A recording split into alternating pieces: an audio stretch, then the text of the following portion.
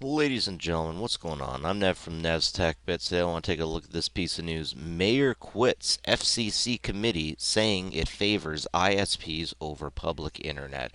Now, let's face it, the FCC is basically there for the corporations. It's not there for the people. I don't even need to make an argument for that. If you've been watching, then you know, and if you haven't, you've been hiding under a rock, and you're one of these people that don't think that they should care about technology.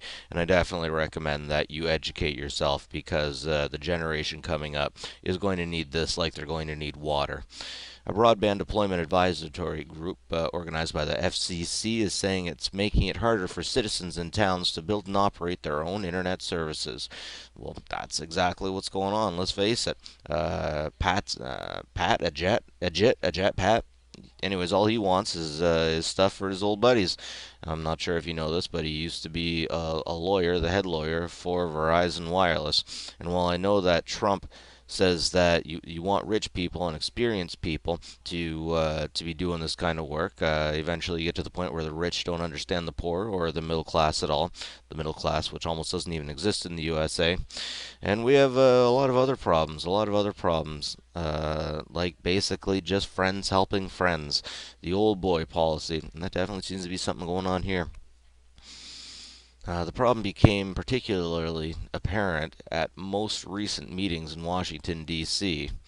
It's unfortunate when the government no longer works for the people, but it works for the corporations. Of course, corporations are better human beings than human beings because they're treated as human beings, even though they're not human beings. They can't be incarcerated, and you can't lock them up, and they are required by law to make money not for the people but for the corporations. So we have a problem here, ladies and gentlemen.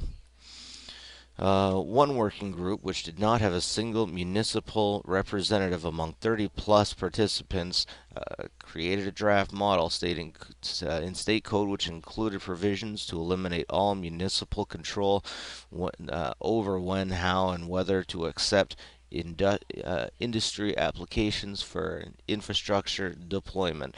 Of course, we all know this stuff. We all know this stuff. Now, President Trump, there's a guy called QAnon out there right now trying to say that Trump is trying to get the bad people out of the White House, get the people that might not even be people out of the White House, and we still got stuff like this going on. So I'm having issues believing in that kind of stuff. What I see here is business people helping business people. Yeah, I'm seeing the rich helping the rich. But instead of dynasties helping people for the dynasties, when I say dynasties, I mean the Bushes, I mean hit the Clintons. They're definitely trying to help themselves, trying to help the businesses, but in this case, it's business trying to help business.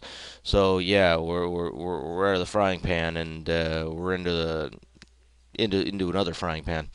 This definitely kind of sucks as the world we live in these days, but thank God it's just in USA but not in Canada. Unfortunately, if if a jet screws things up for the USA, he's also going to screw up things for Canada because all the underwater internet cable, for the most part, goes through the USA.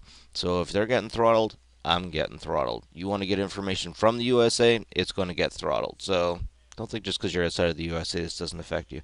Anyways, that's it for me. Nev from Nev's Tech Bits. Like and subscribe if you like this stuff. Always appreciate it. Have a good one and take care of each other.